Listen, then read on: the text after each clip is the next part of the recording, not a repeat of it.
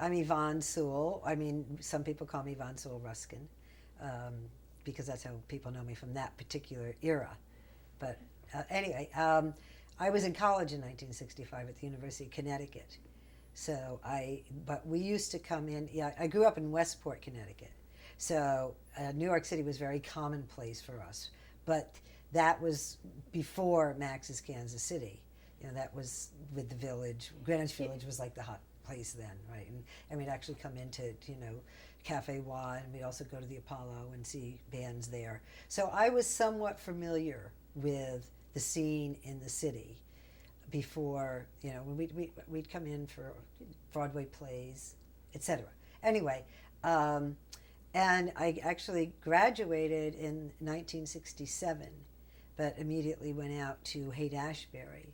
I was kind of like a flower child in a way, and grew up with a lot of freedom. And Westport was really a very artistic town, suburb of New York. So I was very much used to that music scene, the art world, the world of writing.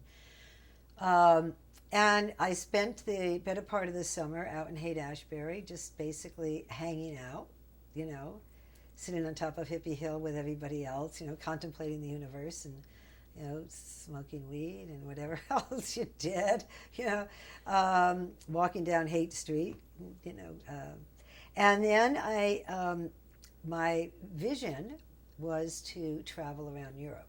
I had just graduated college. I, wanted to really see. It had always been my dream to travel, and I always wanted to go to Europe. So I had thought, well, I would go back to New York City and work as a waitress, because I had worked as a waitress in college, and you could make very good money as a waitress. So I hitchhiked actually back to New York City and got a place to live and started looking for a waitressing job, but I really didn't know where to go.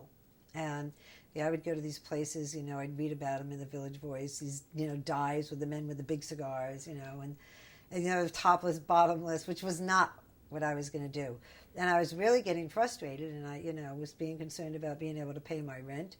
And a friend of mine who was going to Pratt Institute at the time, I was talking to him on the phone, and he told me that there was this very hot spot in New York City called Max's Kansas City. And he said, the waitresses were treated like stars and they made lots of money. And I said, yeah, okay, and he had told me that this friend of ours from high school was a waitress there, and that I should, in fact, use her name, and that would probably get me in the door. So I did. And I went for the interview and met Mickey, although that's a whole other story in itself, which I don't think I'm going to go into. But we actually connected very strongly during the interview. But I did not know that he owned the place. I just knew this person was interviewing me. And I'd already seen him on the street previously. The seed had kind of already been planted, because I already noticed him when I was walking around the area, and he happened to be walking on the street. And he hired me as waitress at Max's, so that was the fall of '67. And my life basically changed from that point on. My sister and I were sharing a place on West 20th Street between 6th and 7th.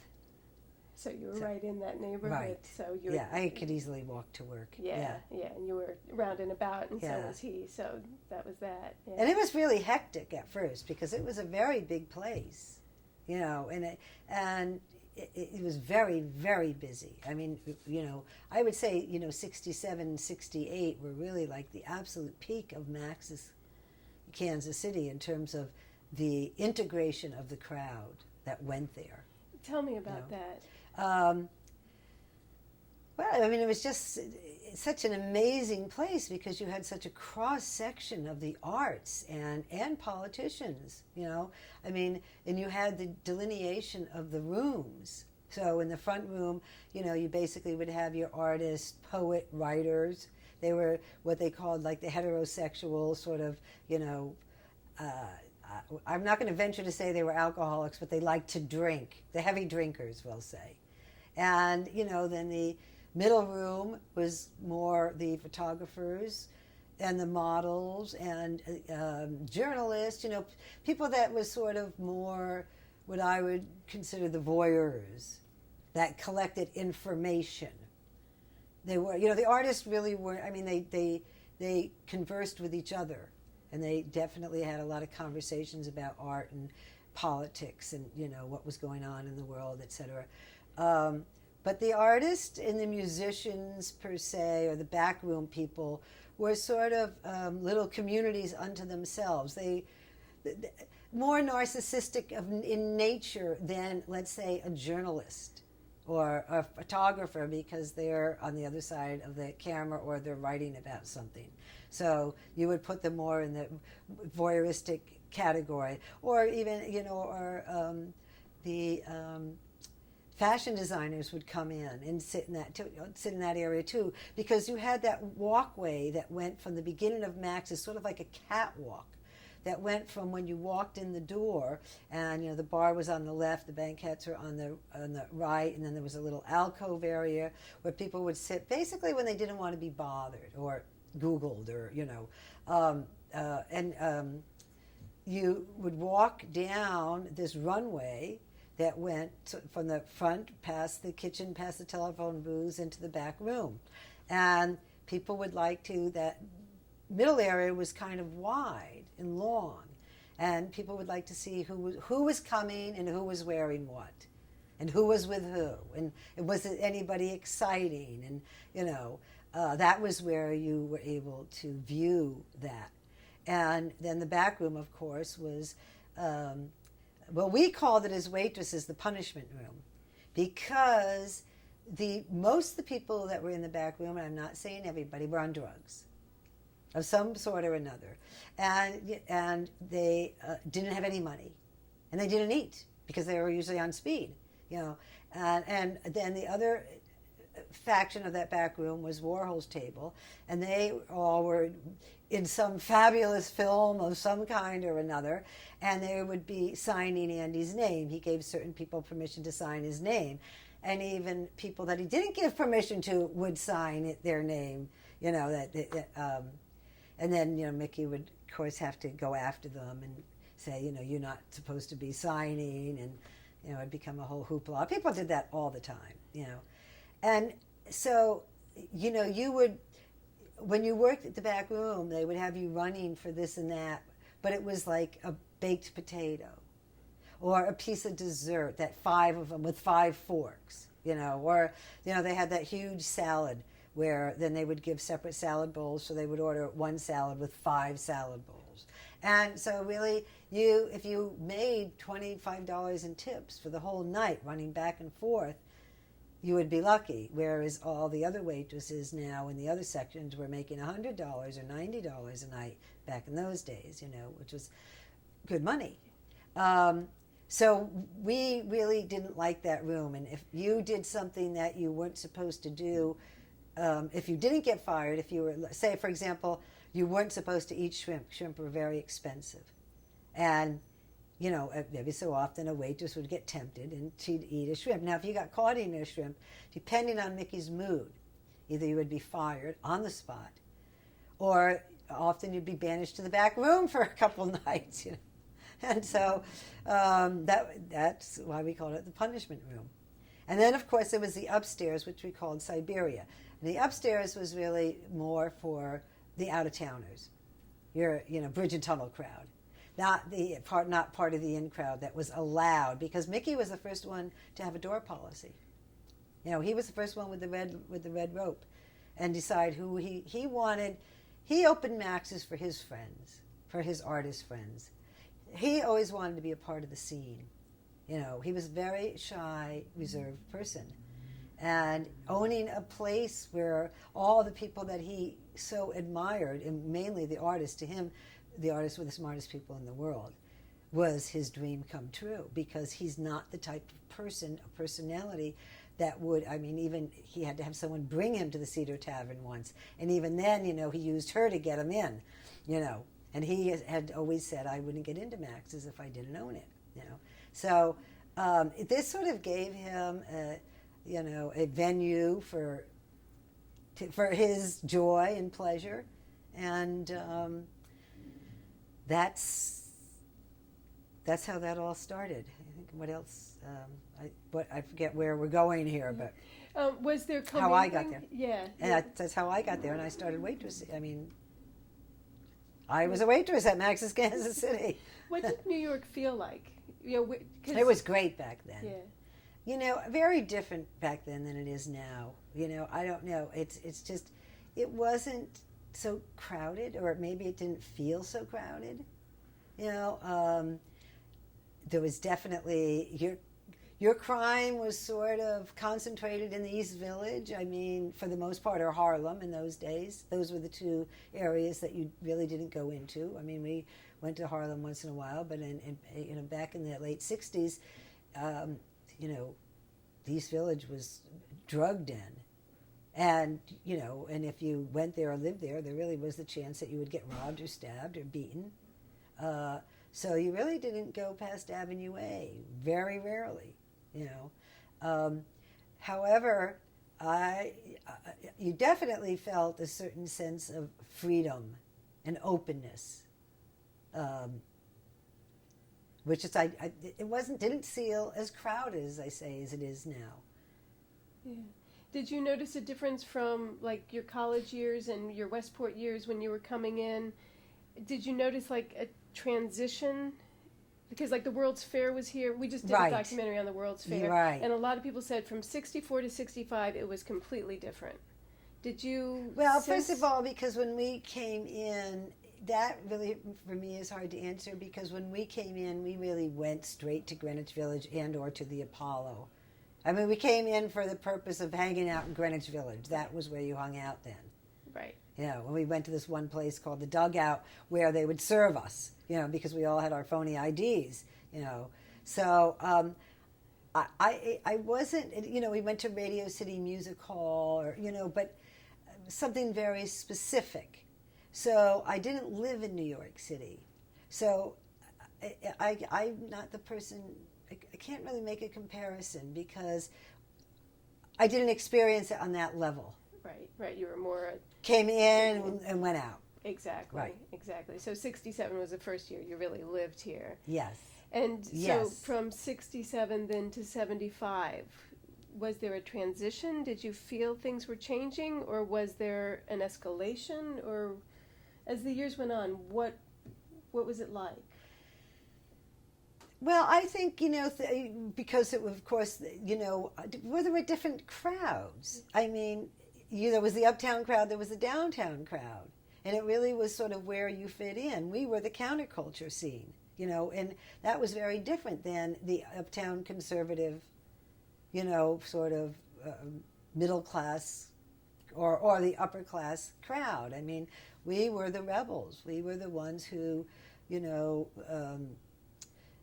we're you know, as Timothy Leary said, you know, you tune in, turn on, and drop out, you know, and we were sort of breaking all the rules, and you know, the beginning of women's liberation. I mean, then there was the Vietnam War, you know, so we had there were the peace marches, and I think it was a crowd of people that I was involved with that were really very politically involved and also very creatively involved in, you know, what was going on, and the women's lib for, you know, also. And I think in terms of progression and how I saw things change, I mean, I think I saw it get a little bit excessive. I would use the word excessive. But that was, again, we're talking about we're not talking about, or I'm not personally talking about downtown New York. Because if you're asking me, did I see changes in downtown New York in terms of expansion? No, I didn't. Not so much. You know, I saw changes, you know, in terms of, you know, what drugs were being taken, although I was not a big drug taker myself. but the creativity in terms of, fashion and the, transvestites were sort of, back then, you weren't supposed to dress up as a female or cross dress. And Max's was actually one of the first places to allow transvestites, And that was kind of interesting to me because it was always it was always curious to me, to be in a bathroom with Jackie or Candy or Holly where they're talking about, this is their time of the month, and I'm thinking, okay, Right. but then you really get into it. You would almost get into the theatrics of it. And that was really, it was a very theatrical time. There was a lot of theatrics. People really liked the, of course there was John Vaccaro, and then they had the theater, the La Mama, and people again, and then the Coquettes came along. It was very innovative. The fashions was when everybody was making their own clothes and trying out new things, and see-through, crocheted, blouses, and mylar dresses, and the mini skirts, and then Twiggy, the fashion models would come in because of the fashion photographers, So from that viewpoint, I saw it more like a cultural explosion, but it was sort of within a certain scene. That's what I viewed it as. Right. And you weren't really involved outside of that scene to see it's trickling into the rest of the culture, or that just... Well, certainly it was trickling into the rest of the culture. But in terms of expansion of New York City, rent still hadn't risen. You could still get a very cheap rent, Everybody still came in the afternoon and ate their, the food that Mickey put out and got their 50-cent beer. It was really about creativity. And that was sort of the milieu of the atmosphere of the crowd that I was involved with. Right. So tell me, like, a typical day in your life. Not just at Max's, but like from beginning to end. Well, Max's was a big part of everybody's day, especially if you were involved with it or, worked there. And even then after I worked there, I was still involved with it. And then I was with Mickey. So, but then I was having babies. When I was a waitress there, Max's closed when you first started off. You waited, you got the late shifts. So you didn't get off till 4 a.m, and then you would go down to the Hip Bagel or to Woe Hops in Chinatown because they were open late, and you would sit there till 6 a.m. But then you would really go home and sleep till 2 p.m, and you were back at Max's. Maybe you'd go out and you'd have you'd have breakfast, but really, I would honestly say, it was almost like a society unto itself, and people, as another waitress had said, couldn't really wait to get there. There wasn't that the world really encompassed Max's Kansas City at that time for me. And of course, then I had my private life when I started seeing Mickey, and then he had children, and they would come to visit, and we did things with the children. We'd take them to puppet shows and to the circus. And so my life really revolved around very quickly, because I only worked at Max's for maybe 3 months, and I started there in the fall of '67, and I started seeing Mickey in '68, and I had my first baby in '69. So things escalated very fast. And then I didn't come to Max's quite as often once I had, a baby, and then I had another baby within 2 years. So when I came, I wasn't now sort of integrated into the scene. I was integrated into Mickey's scene. Right. And it was different then. Yes, I would come and sit with friends, but I wasn't there every night like a lot of the people were, you know. So then my world changed. Yes, it was Bloomingdale's, you know, going to Balducci's, you know. Where were you living then? We had a place in the West Village on West 11th Street, which is now, that's where Julian Schnabel is now, and Lou Reed, and a lot of other people, you know. It was a wonderful place to live. We lived in Gramercy Park for a while. We lived at the Chelsea Hotel for a while. When the Chelsea Hotel was really hot, that was in 1969 when, you know, Janis Joplin was staying there, and you know, Shirley Clark was up, the filmmaker Shirley Clark was up on one of the penthouses, and there were also a lot of, you know, poets living there, but also artists, but also a lot of drug addicts. You know, so you had to be very careful. I mean, there was a sort of like a, you know, scuzzy element to the Chelsea Hotel, as there was to Max's. There was a scuzzy element to Max's. You know, I mean, there were a lot of people on psychedelics that were dangerous. Now, did that carry over into the streets? You see, I didn't see that much of it carrying over into the streets. You know, that's what I'm saying. To me, now somebody else might feel differently, it was quite concentrated. You know, it was sort of like a downtown thing. Right, and specific to that cultural group. I think so. I mean, you know, today now you'll see, you know, I mean, people on Wall Street, you know, a lot of them snort heroin. Now, I don't think back then that people on Wall Street were snorting heroin. Now, maybe they were, but that wasn't really my scene. I wasn't connected to that world. Right. And yes, I read the newspapers, but it didn't talk about people on Wall Street right. snorting heroin or going to the East Village. Now, much further on down the line, if you bring it up into the 80s, they probably were going to the East Village and copying this and that, you know. But I would say not so much back then.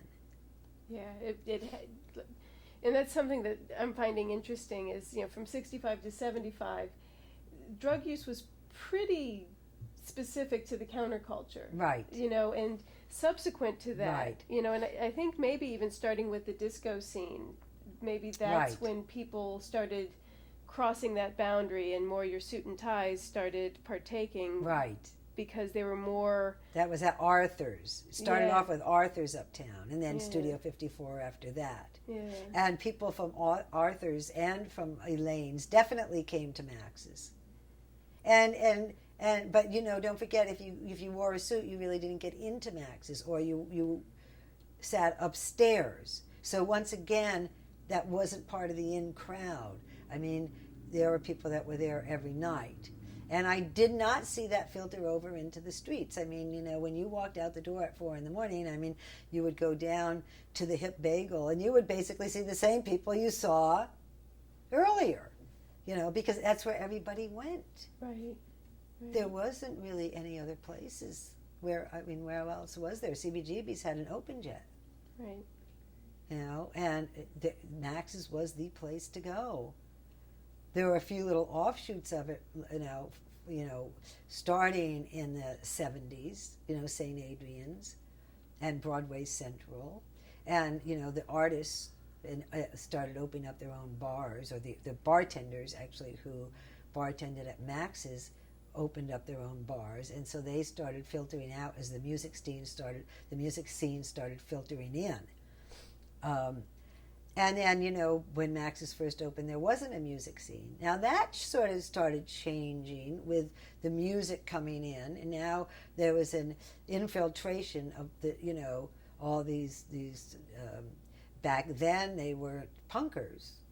Punk scene really didn't start till little, maybe even after 75. It was just sort of beginning. Exactly. It was sort of your really rock and roll scene, and then you had Cream. You know, you had The Who, right? Of course, the Beatles and the Stones. And when they were in New York, they definitely came to Max's. You did have the Fillmore East, but that was wasn't a hangout. That was a place you went to see bands perform. You went to see Janis Joplin or Jimi Hendrix, who hung out at Max's Kansas City in the back room mainly, you know. So you didn't have to go anywhere else. Because everything you wanted was really right there. I mean, you had good conversation, you know. I mean, sex, is what somebody said, was like a drop of water back then. You know, I mean, everybody slept with everybody, and it was really very transsexual. I mean, there was a very prominent and open sort of bisexual scene going on. A lot of menage a trois, you know, because you had the, you know, either the psychedelics or then cocaine sort of filtered in later on in the 70s, right? But then when the music scene, that brought more of the drugs. When those musicians started hanging out at Max's, you know, and then you had, you know, the summer of 71, you had the Velvet Underground performing upstairs, you know, and you had all these unsigned bands that started performing there, and everybody performed at Max's Kansas City. Springsteen basically started in New York at Max's Kansas City, as did Billy Joel. Alice Cooper loved going and hanging out there when he was in New York, you know. Yeah. What you had said before that, you know, if anything, it became more excessive as time went on. Can you say a little bit more about that? Oh, yeah, you had a lot of acid. There were a lot of acid casualties, drug casualties. People who, I think, you know, anytime you have a lot of freedom, there are people who really don't handle freedom that well. You know, they get extremely excessive and they go overboard. And so we had a lot of casualties. You know, the downside to that form of freedom is that there was a huge amount of excess. You know, people, jumping out of windows, high on acid because they thought they could fly, you know, or ODing on heroin because it was a little too pure, you know, this time around, you know. That was really, we lost a lot of, you know, I mean, further on down the line, my children lost their father to substance abuse, you know. And this was a man who didn't drink, smoke, or take drugs. So it was almost like, too, the longer someone stayed in the scene, you know, I mean, I'm not saying everyone was excessive, but it seemed at one point or another you were going to experiment. There was tremendous amount of experimentation in everything, in all of the arts, all forms of the arts, but, you know, as I said, in sexuality, in the drug world, you know, and either you put a lid on it, or you monitored it, or, you know, you came close to ODing, or you did OD. Yeah, yeah. And what about the good side of that freedom? What do you think came out of the good side? A lot of creativity. Yeah. Say a little more about that, because, you know, like I mentioned, we're really interested in how the arts kind of synthesized, and people who were writers became musicians, and, you know, photographers became writers, you know, just... And filmmakers. Everybody kind of Absolutely. Many of the artists became filmmakers. And they were... But most, I would think that not everybody, but most people who are in the arts are multifaceted, you know. I mean, Frosty Myers was a drummer who was also an artist who did the laser beam that went into Max's Kansas City. David Bowie is a musician and he's an artist, you know. I mean, Lou Reed does photography. John Chamberlain made films, you know, who is a sculptor and a visual artist. There was incredible, and they made, a lot of those people also literally sewed their own clothes and made their own designs. So in that respect, I don't know that a lot of the photographers became filmmakers, but I guess perhaps they did. But a lot of photographers that I knew that came to Max's were more fashion photographers and somewhat stayed within that world of they maybe went into advertising, so that was another outlet for their creativity. But yeah, there was an incredible cross section of writing plays, and the living theater. Having really one of the first plays where people, the audience became participants within the play, and the people on stage were all nude, and hair was also, came out of that period. Don Waters was very innovative, with Divine, and then, as I said, John Vaccaro and Charles Ludlam had the Theater of the Ridiculous, and they actually performed the Moke Eater upstairs at Max's Kansas City. Oh, did they? Yeah, the upstairs had really pretty much all kinds of happenings, and then of course you had the art. When Mickey traded art for tabs, you had the art from the artists on the walls of Max's, and that was sort of like a revolving art gallery, and. I don't know, again, that let's say, the fashion designers, I don't know that they became artists or filmmakers. It's possible, but again, I saw that a little more compartmentalized. Right, they kind of stayed in the middle room and they kind of stayed within their field. Or they went into the back room, but what I'm saying is it was less likely that, let's say, a fashion designer might become a musician. That's all I'm saying. It's not impossible. Anything was possible, as you say. Anything was possible. And I think that was sort of, and then we had a cause to fight. I mean, the Vietnam War was very serious, and we lost a lot of people in war, and then there were the conscientious objectors that were moving to Canada, so there was a lot going. The first man on the moon. I mean, there was a lot going on. It was a pretty amazing time.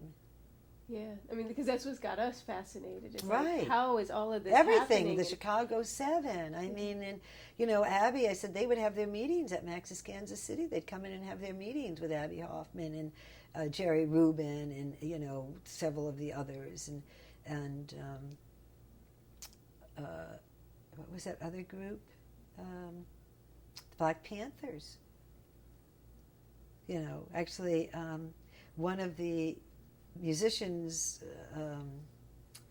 his name is escaping me, was one of the original Black Panthers, and then he became a big name producer.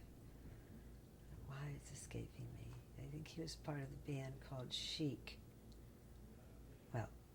So it was more, I would say it was more likely that musicians and artists were more multi-talented in that respect, that they went into different areas of the arts. Right. Do you think that's still true, or do you think that was unique to that time? I think it's still true. You think it's still true? Absolutely. Yeah. Michael Stipe is making movies, from REM and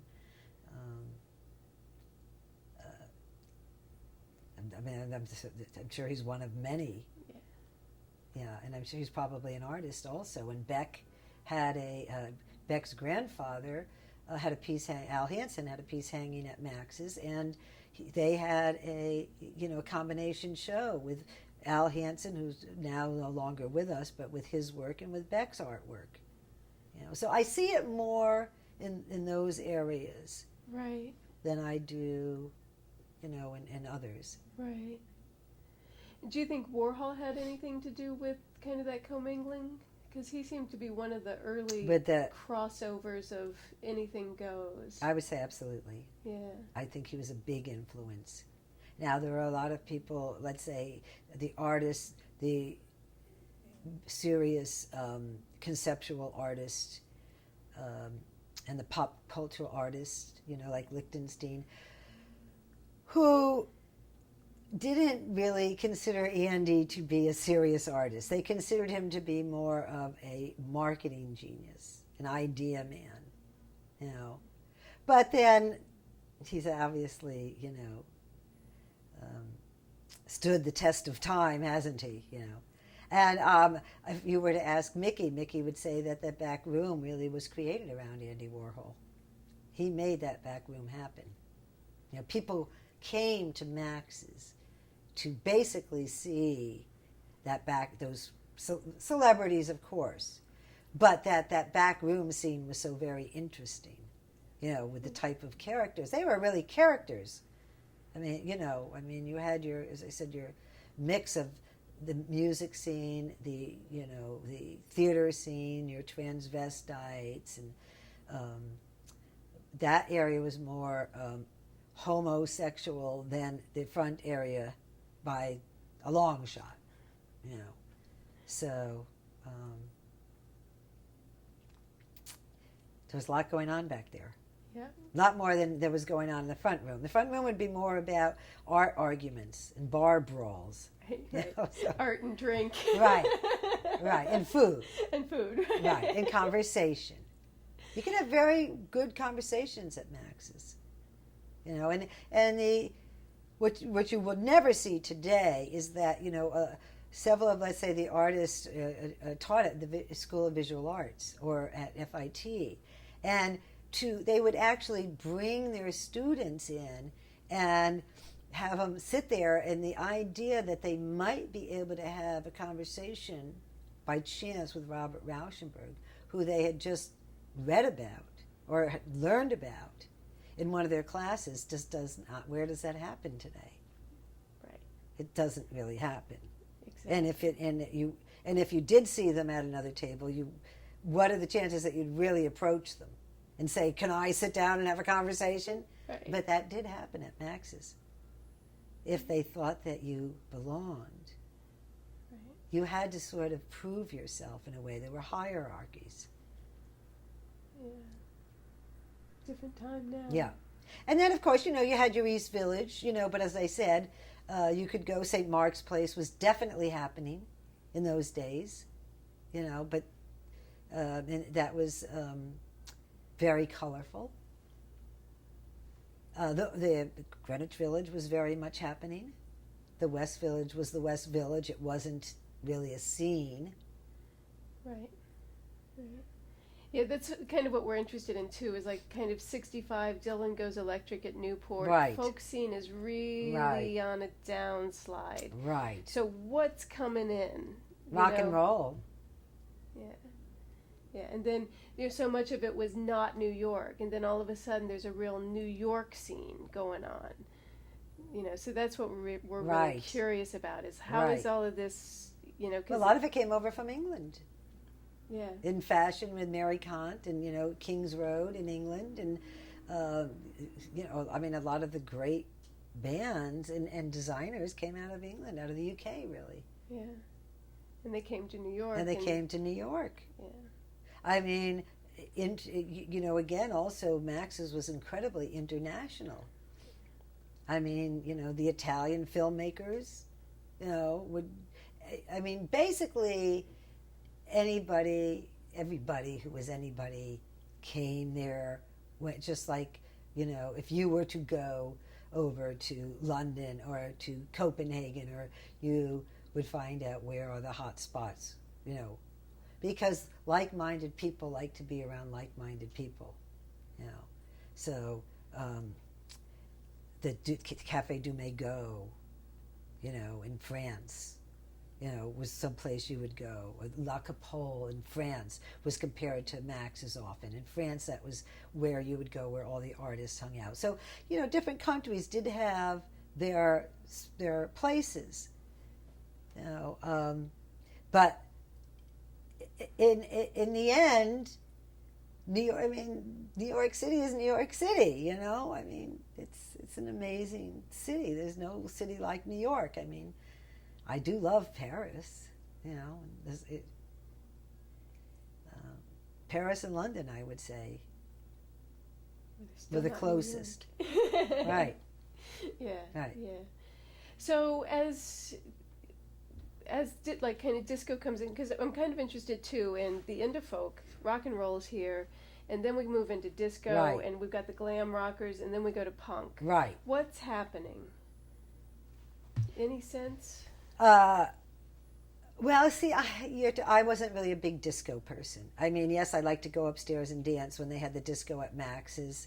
But I see, and it was definitely happening. But again, I don't think I was raising babies now. So you're talking about somebody who, I mean, I wasn't out every night. I wasn't on the scene. Things had very much changed in my life for me. I was a family person. Yeah. You know, and so I didn't go to Arthur's or Studio 54, maybe once, twice, you know. Yeah. What was it like being a young mother? Well, you see, I was, certain people are born to be a mother, and that was me. You know, I mean, my intention was, when I met Mickey, I didn't say I met the man who's going to be my husband. I said I met the man who's going to be the father of my children. So some people have said that I'm a very single-minded person. I'm somebody who sort of keeps my eye on the prize. I'm a quite focused individual. My dream, part of my dream, my vision, as I said, Mickey took me to Europe for the first time, because I got to Europe, but he took me there, you know, but was also to have children. That was part of my vision. So I played that role very well. But it was different for me in that we did have a full-time live-in nanny for a period of time. So my freedom wasn't taken away from me. Now, I might have responded quite differently if I didn't have that freedom of movement, you know, where if I felt like going out that night, I could go out. I didn't have to say, oh my God, what am I going to do? I got to stay home. Now, I did experience that after Mickey and I split up, when I didn't have a live-in babysitter for a period of time, and that was very, very tough, you know. When I saw that Janis Joplin was playing here, and I really wanted to go, or I was invited to a party, and I couldn't get a babysitter at the last minute, and I would sit home and cry because everybody else was at the party but me. And I also found that in being with Mickey, because we went to every great party, we were invited to everything, to every concert. So it was a different world, and I loved that world. And I also realized about myself that I was satisfied for a period of time, sort of being the woman behind the man, but I also realized that I liked the limelight after a period of time. You know, it's sort of like you'll get into something and then you really get into it, but then you I didn't ever tire of the children. I tired of being the homemaker. I was still very young. You know, I was 25 when I had Michael. And I wanted to be doing what everybody else was doing, you know. So that actually was when, you know, in regard to the scene in our relationship, where things started to get rocky. Right. Because I started asserting more and more about who I was, and not, but don't forget, Mickey came from another generation. He was 13 years older than me. So he was from a generation before me, which was somewhat more conservative. And the woman was the homemaker. And that's what he envisioned. Right. And you really supported the man. But I had very different visions, you know. As I said, since my mother was that, at first it was comfortable for the first few years. Right. Right. But as I got more and more into the scene and more into the parties, I realized that, no, I want an identity. I'm tired of you introducing me as Mickey's wife, Mickey's this, Mickey's that, you know. I just said, I want to find Yvonne. And I think that happens to a lot of young women, you know. And I think maybe also from that era, that had children at a very young age, and then it's sort of like you want to break out. Yeah, I was curious about that, because, you know, how is it different from the way you were raised? Because it's a different generation, you know what I mean? And it's like you very clearly had your own mind, and you had the support of the culture on the women's Right. rights and all That's of this, and your mother didn't. Right. So do you think that changed kind of what was going on that decade? Absolutely. Yes. How do you think that affected the next decade or the next generation? The next generation, were out of control. Now, I was not in New York. I had already left New York City.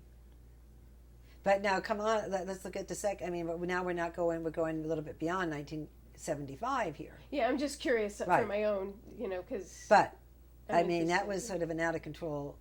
They had no focus. Where was their focus? On taking a lot of drugs and making music, yes. But it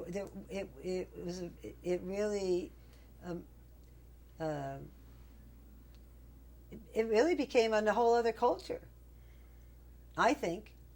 I was out in California at the time, so again, it was more like still the flower child syndrome. Right. I sort of didn't grow out of that.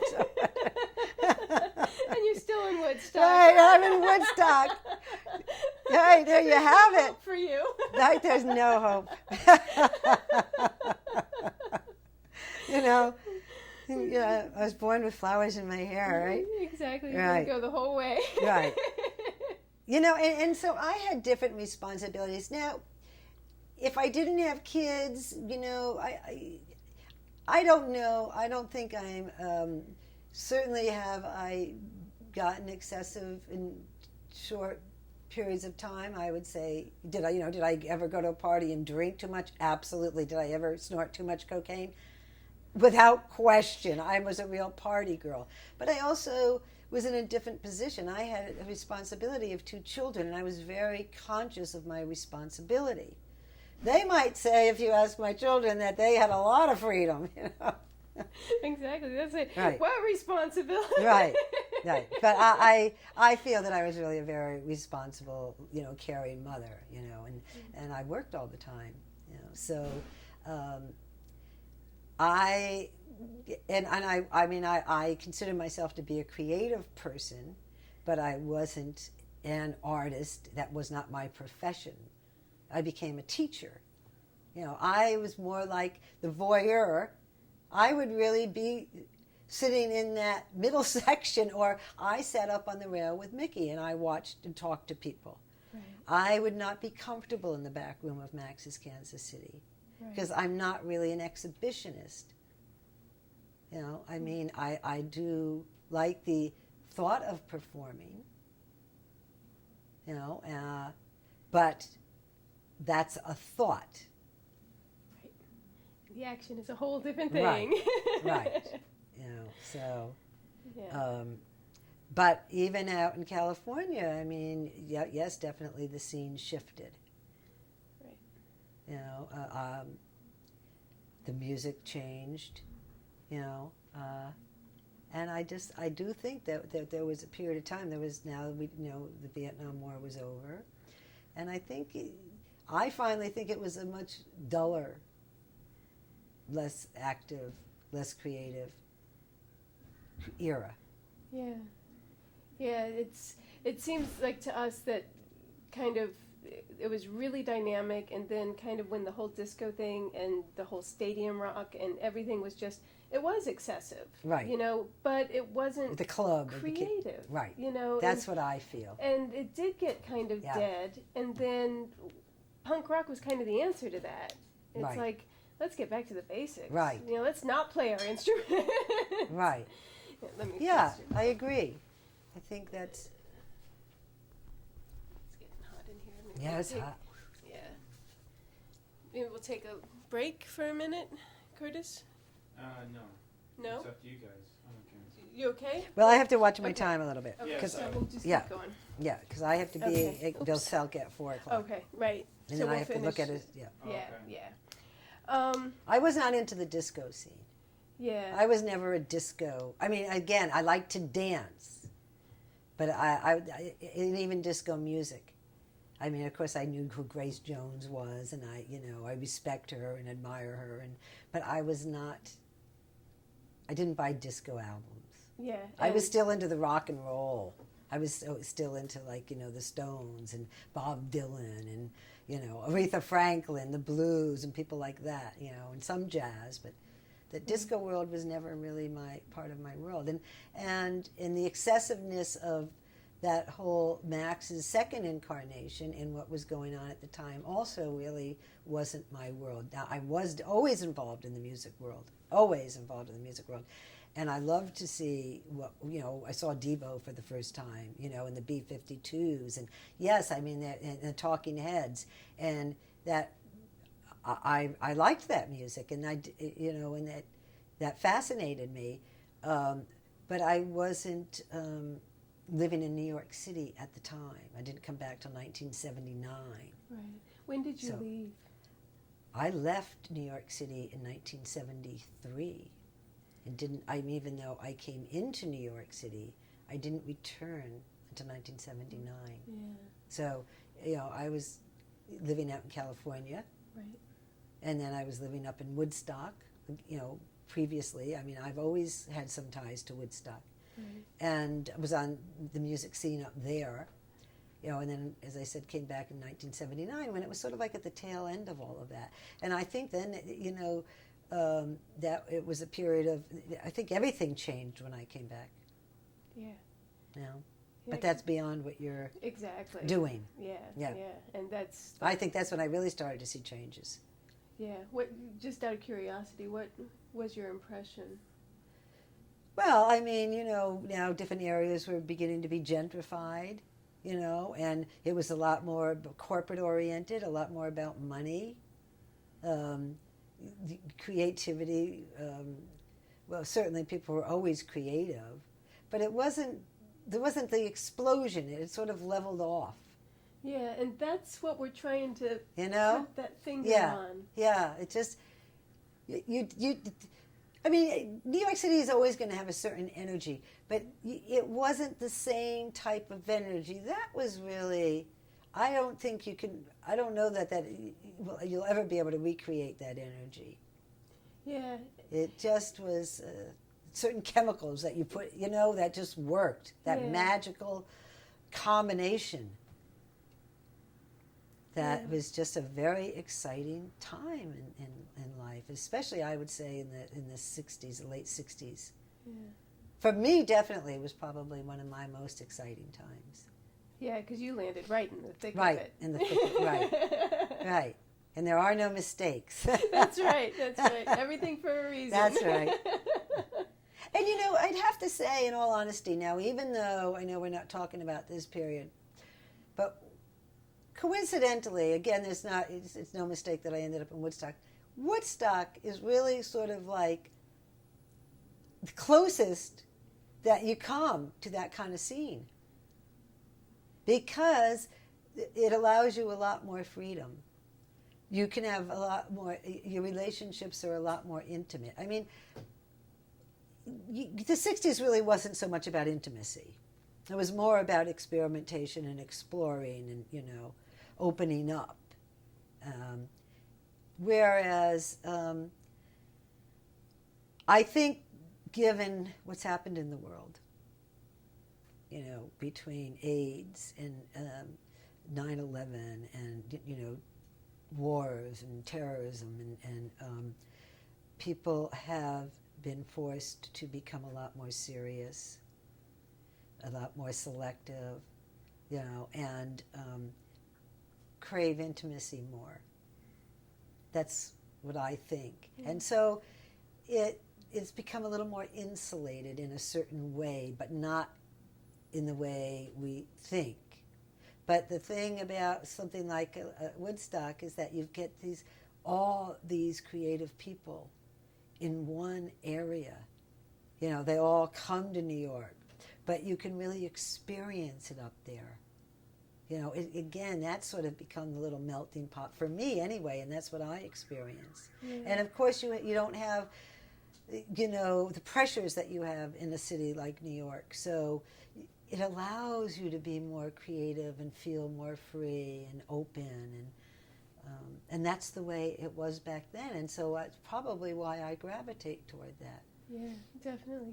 Because it's funny, because Ginya's up there, Right. and a lot of photographers that we've run into are up there. Right. It seems like the Filmmakers. whole community. A lot of filmmakers, Yeah. a lot of writers, Yeah, lots of musicians. yeah, The other place you'd find it is out in the Hamptons, but the Hamptons is, Woodstock, it's more mixed. And you still have your old hippies sitting on, you would definitely not see that in East Hampton, not now. Now, or your homeless people that you see sitting on the Village Green drumming. Exactly, and they're tie-dye still. Right, exactly, exactly. Sometimes you may think there's a little bit of a time warp there. Exactly. It's like, there is. And you would be right. That's right. But there's something refreshing about that. Definitely. There's got to be something special about that era that they Right. won't let it go. You know Exactly. And the one thing about, having that also, sort of like concentrated in one area, is that it really was a family. It really, when it comes right down to it, when push came to shove, you can talk about Warhol, you can talk about this one, but it's just like your family, You defend your family in the end, and you bond together when something happens. And that is where the intimacy came in. You might not been have been so intimate sexually, you did have your intimate partners. I'm not saying that in a sense, but you know what I'm saying. That I wasn't just the only one who was fooling around and going, having sleeping here and there. I mean, pretty much everybody was, but there was definitely a sense of family. Yeah. And I think people in general really like that. And it's harder to find right now in New York City. Yeah, very much so. And I think The connection. Yeah, and kind of what you were saying, it's like a cultural family. And, Yes.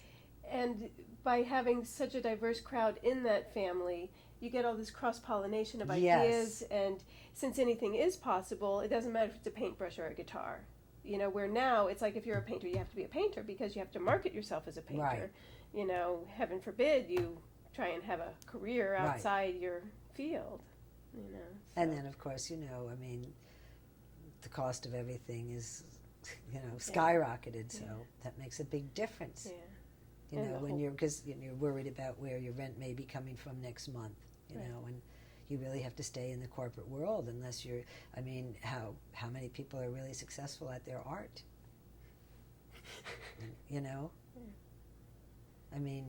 A couple handfuls that are really making their living at their art. Right. And most of that's because they're able to market it. Right. Right. Which is back to the whole corporatization that Right. you were seeing even in '79. And of course now you have like 3 major record companies. Now, we've lost the independence. Yeah. And that to me is sad. Yeah. It's going to get worse. Now I think it was still by 1975 it was still flourishing in a certain sense. It's just that I think it got more mayhem. It seemed to me that there was just more mayhem by 75. Yeah, that's us too. It's like Out of control. Yep. Yeah. And splintering again. Yes. Yes. Very much do it yourself, do it with your friends. I don't need you. Right. Yeah. Yeah. Decentralized. You didn't have that unit. Right. I know you're writing notes furiously, and we should get on your notes. I just wonder what year it opened. It opened in December of 65. And Mickey closed it in December of 74. And then Tommy Dean reopened it as Max's Kansas City in the spring of 75, and that went till 81. And how did it get its name? Well, this might cross over. So, say what you will. If I tell you the story, they say that will definitely be part of the film. We'll forget that. Yeah. Okay. Yeah, because that's a real key story. Okay. Yeah. I mean, I know the story. I just wanted to Okay.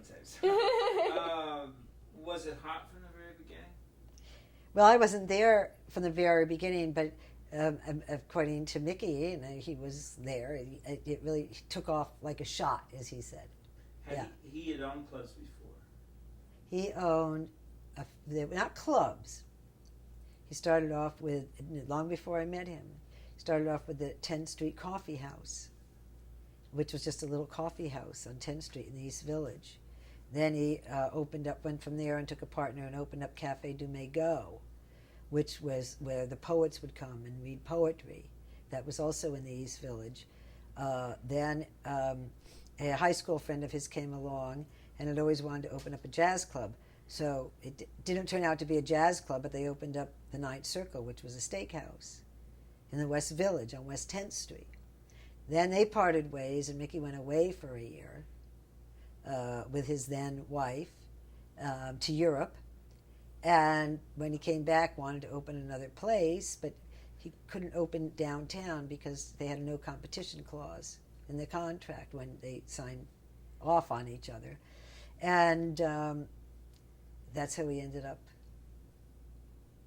And he honestly didn't ever expect it to happen the way it did. He just, again, wanted to have a place for his art friends to go where he also didn't have to wear a suit and a tie to get a good steak. So, but he didn't know that all the artists had artist lofts and all the photographers had their studios in the area. And plus he had built up a following, don't forget, at this point. So he had several places. So those people came, and then, Warhol wandered in, and the rest is history. The music scene, Albert Grossman had a place on Gramercy Park, and he was the big manager of the day, from Janis Joplin to Dylan to the band to, Paul Butterfield, Jesse Winchester, so this was all a surprise. What a surprise! And when did they first start having music at Max's? Probably about 70. I'd say 70. So they just, something happened and they decided, let's try this? Yes. Yeah, Eric Emerson had his band, the Magic Tramps, and he used to kind of, do his little rehearsals upstairs. And I think someone suggested to Mickey, well, you should start, having bands up there. And then he met Sam Hood through somebody at Dr. Generosity's Uptown, which is sort of like the place on the Upper East Side that sort of like your local bar that people used to like, that was comfortable, that wasn't too Upper East Side. And so he met Sam, and they thought, okay, we're going to give this a shot, and it became the most important venue in New York for breaking bands. Original music. Yeah, unsigned bands, and all the A&R people used to go there. So then the upstairs crowd changed from that point, I would imagine. Well, but don't forget, there wasn't ever an upstairs crowd. It was the downstairs crowd. Exactly, but upstairs was no longer the Bridge and Tunnelers when the music started. Well, then it took over. Yes, it didn't anymore. He didn't serve dinners up there. Because he was serving them food. He served food upstairs. Upstairs, it was two. There was the upstairs and downstairs. They were both part of the restaurant. Right. I didn't realize upstairs was. And so he much did it. food. Then he served food to a certain hour, and then they would stop, and then they'd get ready for the music. And I honestly don't recall if he's continued to serve food once the bands really started taking off. I'd have to ask one of the managers. Because I was no longer working there, nor were we, we had split up, and I moved out to California in 1973. And even though we continued to see each other and we flew back and forth, I wasn't really, then I became a part of the music scene out in California. So it was a whole different scene. Okay, this might be a crossover question, but wasn't the jukebox like really legendary before 1970? Yeah, always, because because I was always a music person, so I would go with Mickey and pick out a lot of the songs for the, the 45s back then for the jukebox, but also Danny Fields, who was big in the music scene, would bring in, the Doors and, new Aretha Franklin was big back then. I remember the Doors actually had just broken out. Love Me Two-Time Babe, I remember played all the time, and I loved that song. And Give Me a Ticket for an Air was the Box Tops, that played all the time. Yeah, it was really a great cross section. Mickey liked country and western, so it sort of started off with like country and western, and then sort of morphed from there into. Funny. Funny. This is my last question. You said that you were in California. You were like doing the flower child hippie thing, right, in the '60s. Yeah. And then you came back to New York. For the summer. After I graduated college, I had never flown on an airplane. Right. My parents were actually, considering that I grew up in Westport, I would consider my parents to have been working class, even though, and they were not worldly people, as everybody else was in Westport, so I had never flown on an airplane, and I wanted to fly, I was ready to fly, and where did I want to go? Where everybody else was going, which at that time was Haight-Ashbury. Right. How would you characterize the difference in the hippies in the West Coast and the hippies in the East Coast?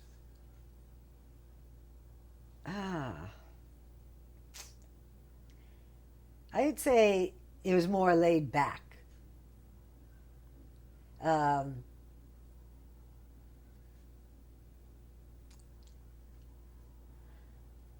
I would say it's hard to say.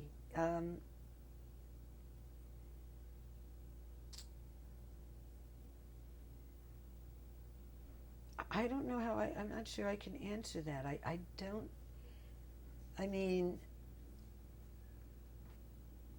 it's a funny. It was looser in a certain sense, and not as creative. On the West Coast. Yeah. Well, You did get Janis Joplin and the Grateful Dead. Musically it was creative, but I'm talking overall. People were just kind of into like lying around, in a daze walking through Golden Gate Park. It was just kind of that time, and so they weren't doing much of anything. Yeah, in New York, you don't have that luxury. Right. It's like you don't have Golden Gate Park. You just, I came back to New York City. New York City to me, has always been about producing. I came to New York City to make money. People come to New York City because it's the mecca for where you're going to market your goods, where you can make a better salary, where there's culture and museums. And yes, they had that in San Francisco, but much smaller scale. And the people that were sitting on Hippie Hill, as I was, were there really just to hang out. Not that they might not have been writing the great novel. It's very possible they were. But it wasn't so outspoken.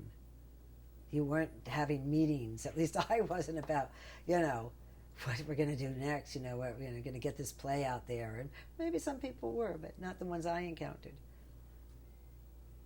They had stores, head shops, tie-dye stores, things Right. like that. That was the big production.